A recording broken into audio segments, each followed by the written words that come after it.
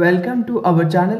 Railway ఎన్టీపీసీకి సంబంధించి results link Secunderabad night అయితే వెబ్సైట్ కారణంగా ఇష్యూ రావడంతో ఓపెన్ కావడం లేదు. బట్ ఇప్పుడైతే ఓపెన్ అయింది. నేను లింక్ కామెంట్లో ఇస్తాను, క్లిక్ చేయండి. వన్స్ మీరు లింక్ క్లిక్ చేయగానే ఆర్ఆర్బీ సికింద్రాబాద్కి డైరెక్ట్గా రీడైరెక్ట్ అయితే అవుతుంది. ఒక 10 seconds లోపు మీకు ఓపెన్ అయితే అవుతుంది. అలా ఓపెన్ అయిన తర్వాత మీకు కిందికి స్క్రోల్ చేయండి. కిందికి స్క్రోల్ చేస్తే ఇక్కడ లేటెస్ట్ అప్డేట్స్ అని ఉంటుంది. ఇక్కడ మీరు చూడండి, ఎల్లో కలర్లో డేటా ఒకటి, కట్ ఆఫ్ ఒకటి, రెండు కనిపిస్తాయి. ముందుగా మనం కట్ ఆఫ్ మీద అయితే క్లిక్ చేద్దాం. మీకు సర్వర్ ఇష్యూ వల్ల ఇంకా వెబ్సైట్ ఓపెన్ కాకపోతే ఏం పర్వాలేదు, నేను పీడిఎఫ్ అయితే కామెంట్ ఆ డిస్క్రిప్షన్లో ఇస్తాను.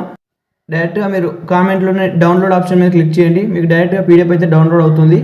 ఇలా మీరు డౌన్లోడ్ మీద క్లిక్ చేసినాక ఫస్ట్ మీకు కట్ ఆఫ్ అయితే చూపిస్తుంది. ఇందులో కట్ ఆఫ్ కాబట్టి ఇక చూడండి, యూఆర్కి 79, ఎస్సీకి 72, ఎస్టీకి 74, ఓబీసీకి 79, ఈడబ్ల్యూఎస్కి 76, ఈఎస్ఎంకి 61.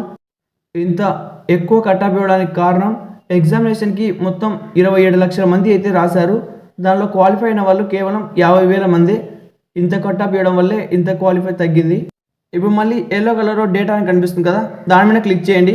డౌన్లోడ్ పీడిఎఫ్ అయితే ఓపెన్ అవుతుంది. పీడిఎఫ్ మీద మీరు క్లిక్ చేయండి. పీడిఎఫ్ మీద క్లిక్ చేయగానే ఈ విధంగా మీకు రిజిస్ట్రేషన్ నెంబర్స్ అయితే చూపిస్తాయి. ఈ యొక్క రిజిస్ట్రేషన్ నెంబర్ మీరు క్లియర్గా అయితే చెక్ చేసుకోండి. ఈ పీడిఎఫ్ మొత్తంలో మీ యొక్క రిజిస్ట్రేషన్ నెంబర్ ఉంటేనే మీరు CBT 2కి ఎలిజిబుల్ అయినట్టు.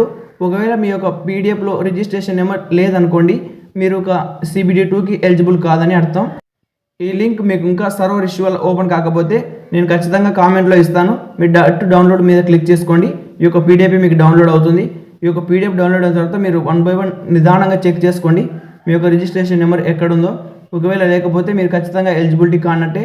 ఒకవేళ మీరు నెంబర్ ఎలిజిబిలిటీ అయినారనుకోండి, CBT 2కి ప్రిపరేషన్ అయితే స్టార్ట్ చేయండి. ఇంకా సికింద్రాబాద్ రైల్వే జోన్ అప్లై చేసి పీడిఎఫ్ మీ యొక్క రిజిస్ట్రేషన్ నెంబర్ ఇలా చెక్ చేసుకొని తెలియకపోతే మీ ఫ్రెండ్స్కి ఈ వీడియోని తప్పక షేర్ చేయండి.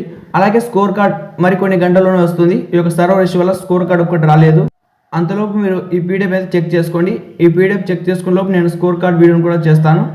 Thank you for